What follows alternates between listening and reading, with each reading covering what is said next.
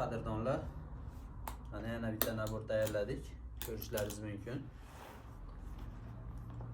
3 ta pichog'i, bitta chopqisi, bitta musati bor. Buni odatiy qilib, soplarni chiroyli qilib bezab tayyorlaganmiz. Ko'rishlaringiz mumkin. Operator soplarni bir yaqindan olib bering. Julmatlariga laton qo'yganmiz. Tig'lari kelapin, zanglab qolmaydi. Musati ham egodan bo'lgan. Ancha yil xizmatingizni qiladi, xudo xolasa. Endi buni sizlarga reaksiyalarni sinab ko'rsatib beramiz.